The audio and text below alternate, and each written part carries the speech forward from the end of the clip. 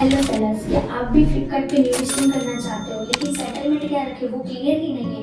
किस तरह से हम सेलिंग प्राइस डिसाइड करें वो भी आपको क्लियर नहीं है। तो मैं आपको इस वीडियो में स्टेप बाय स्टेप बताऊंगी कि जो फ्लिपकार्ट ने न्यू अपडेट्स लाया है, जो सेटलमेंट बेस्ड कैलकुलेटर है, जहाँ पे हमें सिर्फ बैंक सेटलमेंट अपडेट करना है और जो सेलिंग प्राइस रहेगा वो फ्लिपकार्ट डिसाइड करता है। वो मैं आपको स्टेप बाय स्टेप यहाँ पे मैं आपको एक्सप्लेन करूंगी। और सेम एज इट इज मैंने एक्सेल शीट बनाया है, मास्टर शीट बनाया है, जिसमें हमें सिर्फ प्रोडक्ट कॉस्ट ऐड करना है और मार्जिन ऐड करना है और ऑटोमेटिक पूरा कैलकुलेशन आ जाएगा हमारे पास। जैसे कि ये सेटलमेंट मुझे चाहिए जो मेरा प्रॉफिट ला के देगा, और ये सेटलमेंट पे मुझे परफेक्ट प्राइस मेरा क्या बन रहा है, कैसे लाइव प्राइस क्या जाएगा, वो भी मुझे पहले ही पता चल जाएगा। जिससे कि जब मैं लिस्टिंग करूँ तो वो एक्यूरेट प्राइस में एंटर कर सकूँ, जिससे मेरे ऑर्डर्स जल्दी से ग्रोथ हो, जल्दी से मेरे लिस्टिंग्स में विजिबिलिटी आए और इजीली ऑर्गेनिक ऑर्डर्स में गेन कर सकूँ। तो आइए देखते हैं कि किस तरह से फ्लिपकार्ट ने चेंजेस करे हैं और उसको हमें कैसे सॉल्व करना है। ओके, तो हम डैशबोर्ड पे आ गए हैं। यहाँ पे मेरा जो सेलर है उनका ये अकाउंट मैं आपको बता रही हूँ, और इसी पे मैंने एक मास्टर शीट भी क्रिएट किया है, जिससे कि उनको सारा जो कन्फ्यूज़न रहता है वो क्लियर हो जाए। अभी यहाँ पे हम चेक कर सकते हैं कि प्राइस कैलकुलेटर जो है वो पूरा रिवर्स हो गया है। ये हम सब जो जान रहे हैं ऑलरेडी, लेकिन सबको कन्फ्यूजन ये है कि ये जो बैंक सेटलमेंट है वो कितना हमें यहाँ पे अमाउंट रखना है। पहले तो जैसे हम क्या करते थे, कंपटीटर का प्राइस देखते थे और वही प्राइस पे हम यहाँ पे एंटर करते थे जो सेटलमेंट आ रहा है। अगर वो हमें सही लग रहा है तो हम क्या करते थे, वो प्राइस पे लाइव कर देते थे प्रोडक्ट को, ठीक है। तो अभी क्या हो गया है कि सेटलमेंट पहले हमें डिसाइड करके एंटर करना है, फिर उसके ऊपर चार्जेस लगेंगे और फिर बाद में जाके सेलिंग प्राइस बनेगा। ओके, तो इसी तरह से हमको करना क्या है, सबसे पहले हम सेटलमेंट कैलकुलेट करेंगे। तो सेटलमेंट कैलकुलेट किस तरह से करना है, इसके लिए आपको क्या करना पड़ेगा, सबसे पहले प्रोडक्ट कॉस्ट लेना है, प्लस आपको पैकिंग चार्जेस लेना है, प्लस मार्जिन ऐड करना है और रिटर्न परसेंटेज जो भी आपके लग रहे हैं उसके अकॉर्डिंग आपको अमाउंट ले लेना है यहाँ पे, और आपको टोटल कर देना है ये सारी चीज़ों का। तो आपको एक फाइनल सेटलमेंट बन के आ जाएगा। प्लस इसके ऊपर मैंने 40 रुपीज़ एक्स्ट्रा ऐड किया है, जो कि मैं कस्टमर को 40 रुपये ऑफ का एक्स्ट्रा प्रमोशन कोड जो है वो मैं ऑप्ट इन करूँगी विजिबिलिटी के लिए और जल्दी से सेल्स ग्रोथ के लिए, ठीक है। तो इसीलिए मैंने क्या किया है, ऑलरेडी मेरे सेटलमेंट के अंदर 40 रुपीज़ प्रोमो कोड का भी ले लिया है। तो फाइनल मुझे सेटलमेंट मिल गया कि ये प्रोडक्ट पे मुझे 265 रुपीज़ चाहिए। तो आइए देखते हैं कि हमें यहाँ पे फिर क्या करना है। कि मैं क्या करूँगी, 265 रुपीज़ प्राइस यहाँ पे मैं एंटर कर दूँगी। अब देख सकते हो अब लिस्टिंग प्राइस क्या बन रहा है, 358। वो किस तरह से बना, तो आप यहाँ पे क्लिक करके सी फुल रेट कार्ड करोगे तो आपको यहाँ पे सारे चार्जेस मिल जाएंगे कि कमीशन क्या लग रहा है, फिक्स फी क्या लग रहा है, जो भी चार्जेस है, TCS, TDS, GST जो भी सब कुछ है वो इंक्लूड होके फाइनल हमें हमारा सेटलमेंट मिल रहा है। और इसके ऊपर से एक सेलिंग प्राइस बना दिया फ्लिपकार्ट ने, वो है 273।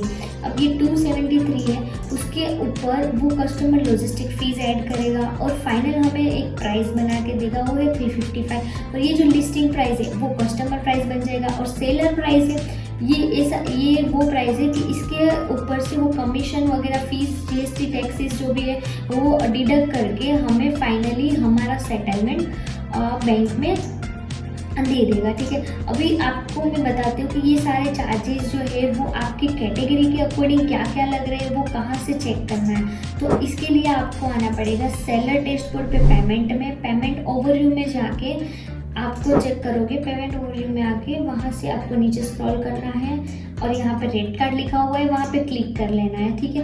क्लिक करोगे तो आपको एक रेट कार्ड हिस्ट्री करके आएगा। अब आपको क्या करना है, ये सर्च बॉक्स में अपनी जो भी कैटेगरी में आप वर्क कर रहे हो वो कैटेगरी यहाँ पे सर्च करना है। जैसे कि मेरा शर्ट है और किड्स का है, तो पहले मैं क्या करूँगी, शर्ट्स लिखूँगी और यही यहाँ पे आप देख सकते हो कि किड्स मेरा आ रहा है टॉप वियर में, और मैं उसको सर्च कर दूँगी। और एक करना है कि डेट एंड टाइम जो है वो करंट लेना है हमें, जैसे आज की जो डेट है वही हमें सिलेक्ट करनी है।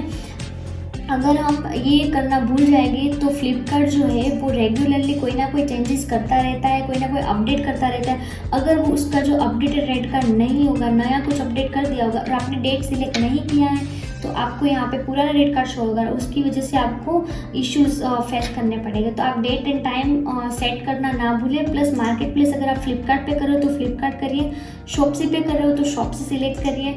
और फुलफिलमेंट टाइम अगर आप सेलर डिस्पैच कर रहे हो बाय सेल्फ अपने ही वेयर हाउस से तो सेलर फुलफिलमेंट आएगा, और अगर वेयर हाउस फ्लिपकार्ट के वेयर हाउस से आप डिस्पैच कर रहे हो तो फ्लिपकार्ट फुलफिलमेंट आएगा। अब इतना सिलेक्शन करके आपको गेट रेट कार्ड कर लेना है। अब जब आप गेट रेट कार्ड करोगे तो यहाँ पे आपको सारे चार्जेस मिल जाएंगे, जैसे कि कमीशन फ्लिपकार्ट ने अभी क्या किया है, 0 से 1000 रुपीज़ के बीच में आप कोई भी प्रोडक्ट बेचोगे, कोई भी कैटेगरी होगी, उस पर फ्री चार्ज लगेगा 0 रुपीज़, ओके, सॉरी 0% मीन्स। और जो भी 1000 के ऊपर जाएगा तो आपको क्या रहेगा, 19% चार्ज करेगा फ्लिपकार्ट, जो भी कमीशन है वो, ठीक है। अब फिक्स फी जो रहेगा वो डिपेंड करता है टायरिंग क्या है। तो अभी अगर ब्रॉन्ज सेलर होगा आपका टायरिंग, यहाँ पे आपको पता चल जाएगा टायरिंग क्या है। अब जैसे कि ब्रॉन्ज सेलर होगा तो 15 रुपीज़ फी चार्ज करेगा। सिल्वर सेलर, मेरा अकाउंट देखिए सिल्वर है तो सिल्वर सेलर होगा तो 5 रुपीज़ चार्ज करेगा। गोल्ड सेलर होगा तो 0 चार्जेस है, और डायमंड सेलर के भी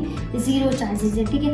और ये सारी फीस के ऊपर 18% GST भी लगेगा। अब रिवर्स शिपिंग फी पे आते हैं। अभी जैसे मेरा 10% रिटर्न है तो मैंने 20 रुपीज़ कैसे कैलकुलेट किया, तो इसको मैं आपको बताती हूँ। जैसे मेरा जो प्रोडक्ट है वो 0 kg से 0.5 kg के बीच में आ जाता है, उसका वेट ज़्यादा है नहीं, तो लोकल, जोनल और नेशनल में से मुझे सबसे ज़्यादा ऑर्डर नेशनल के ही आ रहे हैं, तो रिटर्न भी ऑब्वियसली मेरा नेशनल का ज़्यादा होगा। तो मैंने 148 का 10% करके अमाउंट जो आया उसके ऊपर मैंने प्लस 18% GST ऐड किया है, और राउंड फिगर अराउंड मेरा 17-18 रुपीज़ तक आ रहा था, तो मैंने राउंड फिगर करके मेरा जो रिटर्न चार्जेस जो है मैंने यहाँ पे 20 रुपीज़ ले लिया है ऑलरेडी, ठीक है। और इसी तरह से आपको भी रिटर्न परसेंटेज निकालना है। अब आपको बताती हूँ कि रिटर्न परसेंटेज कहाँ से निकालना है। तो सेलर डैशबोर्ड पे जाना है, यहाँ पे ग्रोथ में आप आओगे, ग्रोथ में जाके NX इनसाइट पे जाना है। इनसाइट पे क्लिक करके बिजनेस हेल्प पे आ जाइए और लास्ट 30 डेज करिए, और नीचे आइए, आप देखिए कस्टमर रिटर्न, यहाँ पे आपको मिल जाएगा कि 30 डेज में आपको कितना % कस्टमर रिटर्न आ रहा है। तो मेरा कस्टमर रिटर्न 9.5 है, इससे मैंने 10% लिया है, और उसकी अकॉर्डिंग मैंने यहाँ पे चार्जेस कैलकुलेट करके 20 रुपीज़ ऐड कर दिया है, ठीक है। तो ये आपको यहाँ पे क्लियर हो गया। अब मैं बताती हूँ कि यहाँ पे आप मैन्युअली 1 by 1 अगर एक SKU का कैलकुलेशन यहाँ पे करने जाएंगे तो ये बहुत लेंदी प्रोसेस हो जाएगा। और जैसे कि हर एक कैटेगरी के अकॉर्डिंग वेट डायमेंशन जो भी अलग रहता है, प्लस चार्जेस जो है वो भी अलग रहते हैं। तो मैन्युअली अगर आप यहाँ पे कैलकुलेट अपना सेटलमेंट ऐड करोगे और सेलिंग प्राइस जो आ रहा है वो बना के आप क्या करोगे, अपना जो लिस्टिंग फाइल रहेगा उसमें आपको ऐड करना रहेगा। लेकिन इसको आप पूरे ही जितने भी लिस्टिंग है उसका एक साथ अगर आपको अपडेट करना है तो आपको इस तरह से एक मास्टर शीट क्रिएट करनी होगी। अब ये मास्टर शीट में क्या करना है, जितने भी आपके SKUs है वो एंटर कर दो, प्लस प्रोडक्ट कॉस्ट ऐड करो, फिर आपका जो भी डिस्पैच में चार्जेस लग रहा है पर ऑर्डर वो आप यहाँ पे डाल दो, मार्जिन आपको जितना चाहिए उतना ऐड कर दो, और जो रिटर्न परसेंटेज जो है वो हमें जैसे मैंने बताया इस तरह से कैलकुलेट करके ऐड कर देना है। और मार्जिन में खास ये ध्यान रखना कि हमारा मार्जिन जो रहना चाहिए वो इतना भी ज़्यादा हाई नहीं रहना चाहिए। हमारी कैटेगरी है उसको जाके देखिए कि कौन सी रेंज में हमारे प्राइसिंग आने चाहिए, तो उसके अकॉर्डिंग हमें मार्जिन ऐड करना है। इतना भी कम ना रखे कि हमें लॉस हो जाए, और इतना भी हाई ना रखे कि हमारी प्राइस जो है वो इतनी हाई हो जाए कि हमें ऑर्डर ही रिसीव नहीं हो, ठीक है। तो यहाँ तक हमें सेटलमेंट मिलेगा। अब हमें क्या करना है, फ्लिपकार्ट जो कैलकुलेट कर रहा है वैसे ही सारे फॉर्मूला मैंने ये शीट में एंटर करके रखे हैं।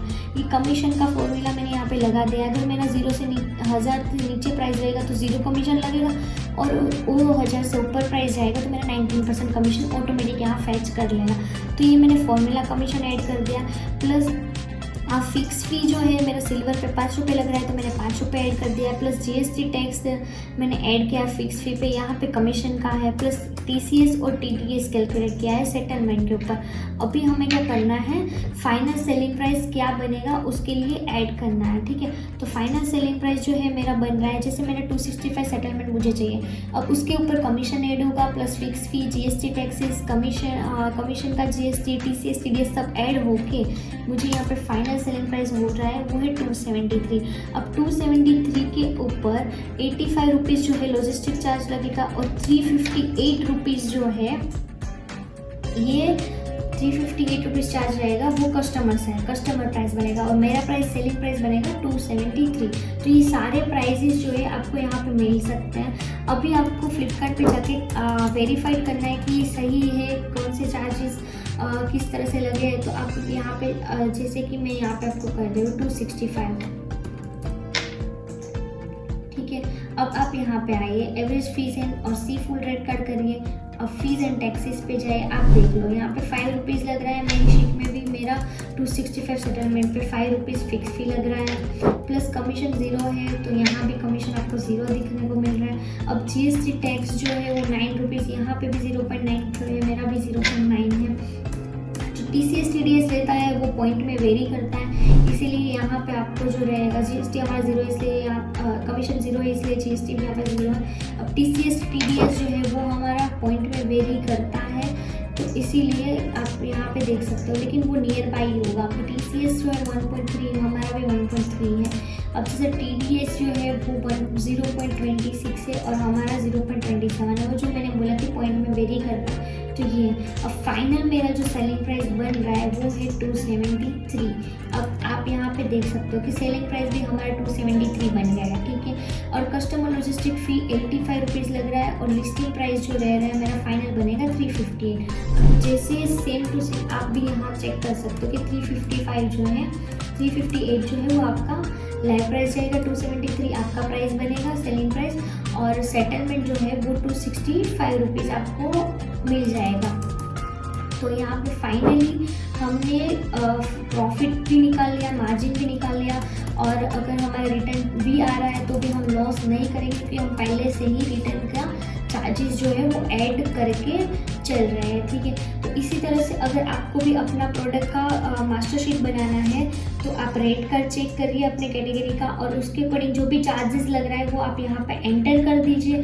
फिर आप देखिए कि आपका करंट सेटलमेंट आपने क्या रखा हुआ है, क्या वो इसके अकॉर्डिंग आ रहा है। अगर वो ये सारे पॉइंट आपने कैलकुलेट नहीं किए तो आप कैलकुलेट करके देखिए कि आपको क्या सेटलमेंट आना चाहिए और क्या सेटलमेंट आपका आ रहा है। ओके, तो इसमें मैंने पूरा एक्सप्लेनेशन आपको दे दिया है। अभी आपको मास्टर शीट के रिलेटेड कोई भी क्वेरीज है या आप भी ऐसा शीट क्रिएट करना चाहते हो अपनी कैटेगरीज के रिलेटेड, तो मुझे इंस्टाग्राम पे DM करिए या तो फिर यहाँ पे कमेंट करिए। मैं आपको गूगल शीट क्रिएट करके दे दूँगी, एक एक्सेल का जो है ना ड्राइव लिंक आपको शेयर कर दूँगी, जिससे कि आप अपनी कैटेगरीज का सारा डिटेल्स यहाँ पे एंटर करके क्या सेटलमेंट है वो चेक कर सकते हो कि क्या सेटलमेंट आपको ज़रूरी है प्रॉफिट के लिए, वो भी आपको यहाँ पे मिल जाएगा। और किस तरह से आपका सेलिंग प्राइस बन रहा है, क्या आपके अकाउंट में भी सही चार्जेस लग रहे हैं कि नहीं लग रहे हैं, एक्स्ट्रा चार्जेस अगर लग रहे हैं तो आप टिकट राइज करके उसको फिक्स भी करवा सकते हो। तो जो भी सेटलमेंट रिलेटेड इश्यू हो गए वो आपको ई मास्टर शीट से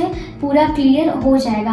नेक्स्ट वीडियो बनेगा उस पर हम ये फाइंड आउट करेंगे कि हमारा जो प्रोडक्ट है उसको हमें कौन सी प्राइस पे सेल करना चाहिए, जिससे कि हमारा जो बिजनेस है वो जल्दी से ग्रोथ करे और कितना मार्जिन तक हम लोग जा सकते हैं हमारे प्रोडक्ट पे मैक्स टू मैक्स। तो वो सारा किस तरह से फाइंड आउट करना है। तो नेक्स्ट वीडियो हमारा रहेगा कि सेलिंग प्राइस कैसे डिसाइड करें कि हमारे पर्टिकुलर प्रोडक्ट पे क्या प्राइस पे हमें बेस्ट से बेस्ट ऑर्डर रिसीव हो सके।